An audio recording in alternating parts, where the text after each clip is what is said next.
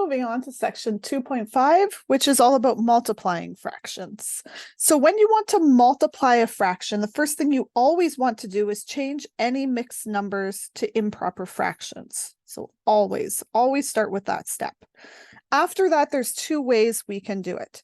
Method one is really top times top and bottom times bottom. So more correctly, that's multiply the numerators together, then multiply the denominators together, and then final step there is to simplify if needed. Okay, so step 1, 2, 3. Okay, so for example, I'll just do this question again over here. So we've got 2/3 times 4/5. Okay, we're going to multiply 2 times 4, numerator times numerator, to get 8. And we're going to multiply denominator times denominator, 3 times 5, to get 15. Then we would simplify if possible. So if we're wondering if we can simplify, well, we could check for a greatest common factor. So 8, we're going to find, has prime factors of 2, 2, and 2. 15 has prime factors of 3 and 5. So there is no greatest common factor other than 1. The greatest common factor here is 1, which means 8 over 15 is the lowest terms. It's the simplest form because there's no common factor we can divide out of this. Okay. Method 2 is really called cross simplification. It's where you simplify before you do the multiplication step. I like this method the best because it just makes it easier so I don't end up with really big numbers. So for example, if I have 8 over 3 times 9 over 4, I could multiply top times top and bottom times bottom. But first, I'm allowed to divide a top number by whatever I want. Here I'm going to divide it by 4 to get 2. As long as I do the same thing to a number on the bottom. So if I divided that 8 by 4, I need to divide one of my denominators by 4. So I'm going to divide this 4 by 4 to get 1. I could do the same thing with that 9 and the 3. I can divide this 9 by 3. As long as I divide a number on the bottom, or in the denominator, by 3 as well. So now I have 2 times 3, which gives me 6, over 1 times 1, which is 1. Any number over 1 is just that whole number. So your answer here is 6. Now we could have done this the other way. Let's just do it method 1 way. Method 1. So we have 8 over 3 times 9 over 4. Okay, numerator times numerator gives me 72. Denominator times denominator, so that 3 times 4 gives me 12. Now I have 72 divided by 12. If I look for the common factor, I'll find that the answer is 12. So I can divide the top and the bottom by 12, which would leave me with 6 over 1. But to me, that's not quite as intuitive. It's easier to do that cross simplification step earlier. All right, next question here. We have a mixed number this time. So we have 4 and 1/5. So our first step here is going to be to use our boomerang method to change that mixed fraction into an improper fraction. So we're going to get 5 times 4, and then we're going to add the 1 to get 21 over 5. And then we've got times 10 over 21. And times 9 over 20. So let's try to cross simplify here. So I see I have a 21 on the top and the bottom. So I'm going to divide by 21 so I can simplify those two numbers to ones. Okay, anything else I can simplify there? Well, I have a 10 on top and a 20 on the bottom. So let's divide both of those by 10 to get 1 and 2. And that's as far as I can go. And so then I'll get 1 times 1 times 9 gives me 9, over 5 times 1 is 5, times another 2 is 10. So I get 9 over 10. Let's do some practice. So using either method, whichever you prefer, let's multiply these. So let's do the first couple together. So I'm going to, well, I was going to say use the cross simplification method here, but actually there's no common factors between the top and the bottom that I can divide out. So let's go straight to multiplying the numerator times numerator. So 2 times 4 gives me 8. And then denominator times denominator, 3 times 5 gives me 15. And that is in its simplest form. If you want to check, remember you can always check for the greatest common factor, and here you'll find it's 1.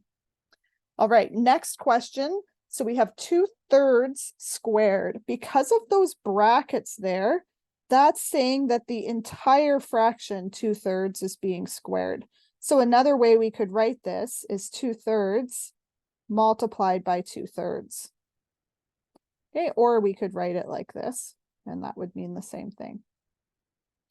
Okay, so we're going to do numerator times numerator to get 4, and denominator times denominator to get 9. And there is no common factor there. That is the simplest form we can get. Another way to kind of check is just ask yourself when you get to 4/9, is there anything I can divide the top and bottom by? And so we could divide the top by 2. It's divisible by 2, but the bottom is not. The 9 is not divisible by 2. The 9's divisible by 3, but the 4 on top is not. So there's nothing we can kind of pull out or divide the top and bottom by. All right, next example here. I'll let you try on your own. Note that this dot here means the same thing as multiply. So this is 7/8 times 3/10. All right, so go ahead, pause this video and try that one on your own. All right, let's do this one together now. So we have numerator times numerator, 7 times 3 gives us 21, over 8 times 10 gives me 80. Okay, and if I wanted to, let's just check for common factors. So we have a 21. So its common factors are going to be 3 and 7. We have an 80.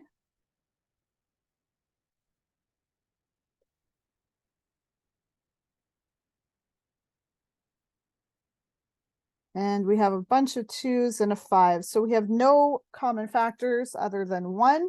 So this is the simplest form possible for this fraction. Another way to check is to just see if there's any common factors. You know the factors of 21 are 1, but besides that, we have 3, 7, and 21, and none of those are factors of 80. So it's in its simplest form. We can't divide the top and bottom by any common factor. All right, next one here.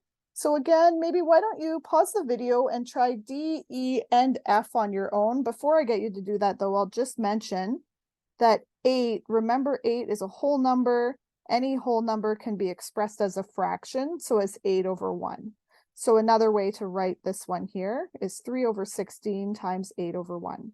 So go ahead and try these next 3 on your own. Okay, and let's try these together now. So this first one here, I'm going to do numerator times numerator for 15, denominator times denominator for 28. Okay, I couldn't cross simplify because there's no common factors there, so we're done. Next one, we have 3/4 multiplied by another 3/4. I guess I don't need my brackets, do I?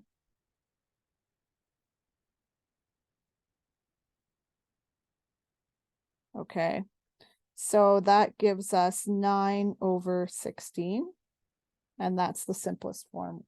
So we're done. Next one, 3 times 8. Well, we could actually cross simplify here. Let's do it both methods. So if I cross simplify, I can divide this 8 by 8 to get 1, and the 16 by 8 to get 2. Then I could do the multiplication, and I'll have 3 times 1 gives me 3/2 times 1, which is 2. The other way I could have done that one is I could have started by doing the multiplication there. So I would have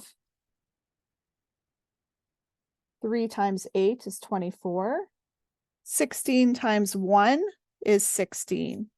And then if you find the greatest common factor, you'll find it's 8. We can divide an 8 out of the top and the bottom, which would give us 3/2.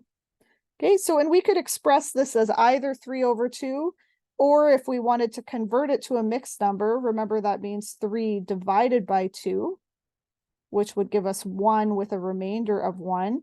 So this would be 1 and 1/2 in a mixed number. All right, next one. Okay, so we have 3 times 4 over 5 times 9. And so we're going to, let's do some cross simplification on this one, because I notice I've got a numerator that's divisible by 3 and a denominator that's divisible by 3.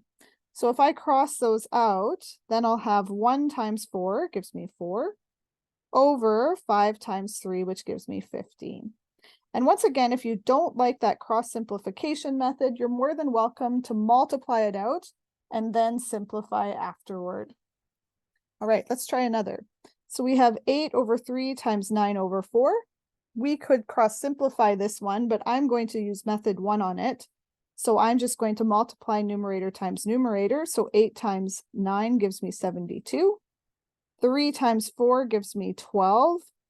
So now we could check for a greatest common factor there. Let's go ahead and do that. So 72, let's use the tree method this time. So that's 8 times 9. And so I end up with a tree that looks like this. And then 12, let's do 12 over here.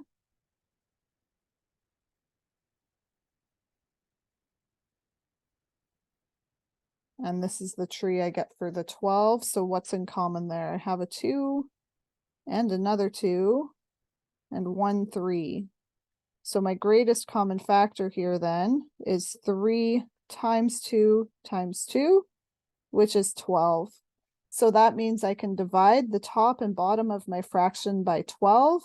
If I divide by the greatest common factor, I'm guaranteed to get my fraction in simplest form.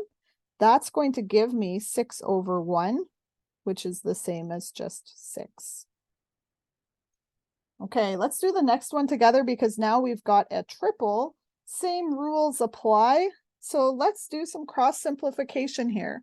So even with 3 fractions, the same rule applies. I can divide anything I want to on the top as long as I divide a number that's in the denominator by the same thing. So here I have this 2, I'm going to divide it by 2 to get 1. I'm allowed to do that as long as I divide something in the denominator by 2 as well. So I'm going to replace that 8 with a 4. Then I've got this 9 and 3. I've got a 9 in the numerator. I'm going to divide by 3. And I'll divide that 3 in the bottom by 3 to get a 1. And we have a 5 and a 5. So let's divide those both by 5.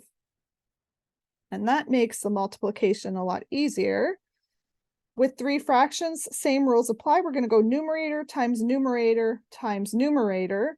So we're going to have 1 times 3 times 1 to get 3 over denominator times denominator times denominator is 1 times 1 times 4, which gives us 4. So what I'd recommend doing is try those next 6 questions on your own and then start the next video and we'll do them together.